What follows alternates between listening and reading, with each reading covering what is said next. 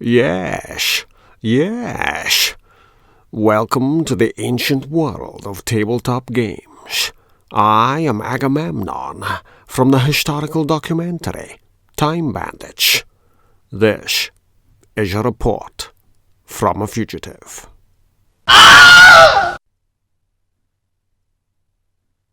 As I construct this video, there aren't any second-hand board games on the shelves. There are one or two games that came reduced in price with damaged boxes that I quickly repaired. That's as close as I've sailed to a used board game. It's a far different affair over in the world of the role-playing game. I've amassed an arcane collection of dusty tomes packed with details of tentacular terrors, and a far smaller separate library of Cthulhu adventures. Where do these ancient games and their antique adventures come from? Shops first-hand on the street. Those books are clearly out of antiquity, for I haven't walked into a shop and bought an RPG item since Cthulhu was a pup. Other shops first-hand on the internet, all within 1,000 miles, and as recently as this year, 2019. Occasionally, I've gone further afield to the Americas for second-hand items from shops specializing in ancient artifacts I couldn't find elsewhere. I've made a point of buying the occasional ancient RPG item just for this channel, so that I could start a discussion on this or that aspect of gaming. It doesn't matter to me that a previous owner scribbled a name and address on the inside of a tome. This isn't ruining a book. Far from it. That hello from the past adds to the history. Someone played the game and presumably enjoyed it and the company of the usual gaming suspects. For all players are the usual gaming suspects the world over. Yes, I will seize on notes penciled into the margins on a faded adventure from yesteryear, played on another continent by gamers presumably long gone from the hobby. Part of me hopes they are still out there, rolling dice and dodging calamity after calamity, whether playing games or just walking along a street. Closer to home, other gamers dumped stuff on my doorstep on dark and stormy nights when the moon was full, yet hidden behind turbulent clouds. Official Scottish weather forecast for summer. In related news, gamers dumped stuff on me that was dumped on them. They didn't know what to do with the dusty tomes, so dumped them on players who dumped them on players who dumped them on players who left the collected works with me. I check those books for strips of rune-carved paper, of course. What else is there down in the vaults? I have RPG adventures lying around here typed by my own digits, and I believe I have scraps of adventures written by other players. But there's something else that's second-hand, and I hesitate to call it free. It's the internet's gift to gamers who can't get hold of obscure material. I'm talking about the PDF, which didn't run off with a dish or a spoon, but made a deal with my printer instead. Free downloadable content isn't exactly that if we add up the printing costs, presuming you print these files out and don't just run them raw from a laptop. Your adventure is but a failed battery away from dying at the gaming table. This is also true of power loss while gaming at night in winter's depths, but you'll have more to worry about than a missed adventure if the electricity goes in December. For me, this business of picking up files started with James Bond. I'd bought the game and adventures in a cut-price bundle years after the game ceased publication. It's an odd one, this bundle, as you see Goldfinger 2 released with the package, but not the Goldfinger adventure itself. What did I care?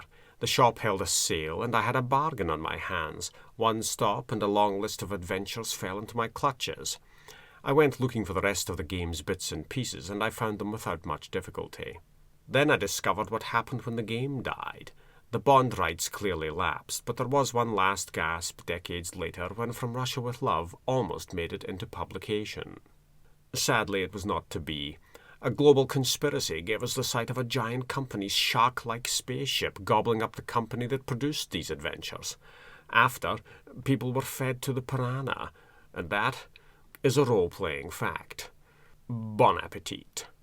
All we had of the Russia adventure was a playtesting version, the sort of deal you'd cart around to gaming conventions to try out on a semi-suspecting public, laid out in the format gamers expected. The effort survived as a PDF, which I obtained at no purchase cost, and printed out at the mere expense of paper, ink, electricity, and time. So this was the start of all that.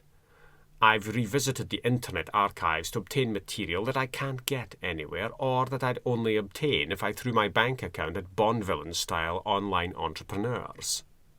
Yes, the internet is to blame for game companies cutting back on paper publication and going over to the sale of PDF adventures.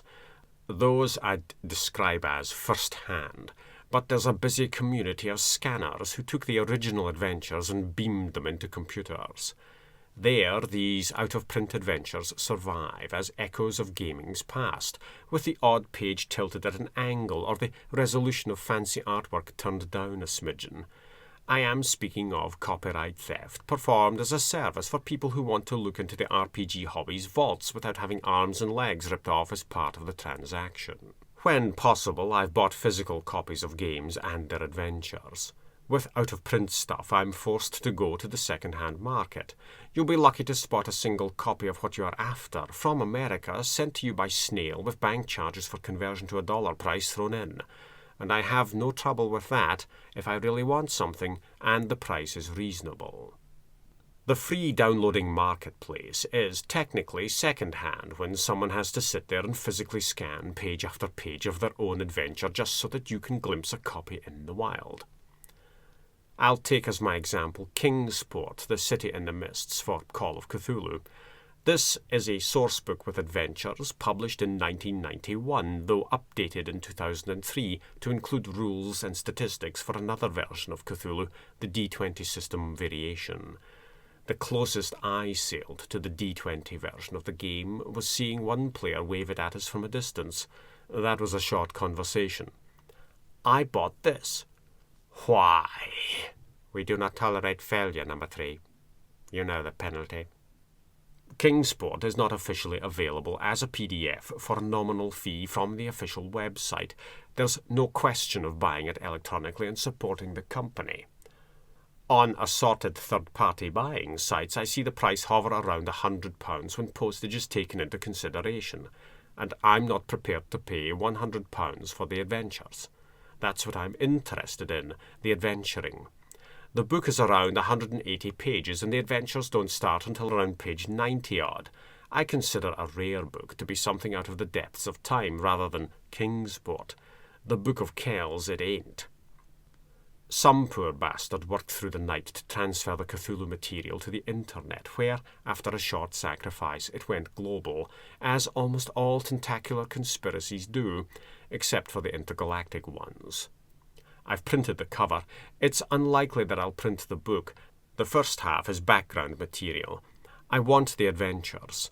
The file is from the 2003 printing, and the material at the back of that version provides statistics for the D20 version of Cthulhu of no interest to me. D20 Cthulhu was about playing Cthulhu dungeons, pitting wizards against tentacled terrors instead of having the wizards summoning them. Very early D&D saw the introduction of Cthulhuid material in the Deities and Demigods sourcebook, but that soon vanished when a bunch of lawyers cast a banishing spell. For players of regular Cthulhu, the inclusion of D20 stats was needless padding. Dual or treble statted adventures resurface from time to time, but I find each game setting has its own particular atmosphere, and an RPG book that provides 3 lots of rules for an adventure is catering to no one. I've gutted adventures from one system for use in another, but I've made the point of tailoring the old adventure to the new setting, rather than just providing new statistics and leaving things at that. Now and then, old games return revamped. The James Bond RPG came back as a game called Classified. I'm not permitted to say anything else about that. If you go looking for old adventures that you can find nowhere else, you'll find them as free PDF. Fire up your printer, stack your folders, have your plastic pockets at the ready, and throw in some sort of dividing mechanism to separate adventures when the folders grow heavy. Bear in mind that for double-sided printing, you'll need a very tight grip on the PDF page numbers versus the original book page numbers. They rarely match. I print files off in batches of 10 sheets in case the printer throws a glitch at me when I head on over to print the other side of each batch. Just when I think I'm in the clear, the printer decides to print a page twice for no good reason, throwing the sequence out. I stand over the printer, waiting to receive the double-sided document. all is well in printing land, and I needn't haul the paper tray out as if my life depended on the act. Alternatively, I see the same page coming at me again as if the printer is making a point. Perhaps it is trying to tell us something. What's that, printer? Great Cthulhu's fallen down the well? Fire up the helicopter. We'll race to the rescue immediately. Something isn't right. Think of the size of that well, though, if Great Cthulhu's fallen down there.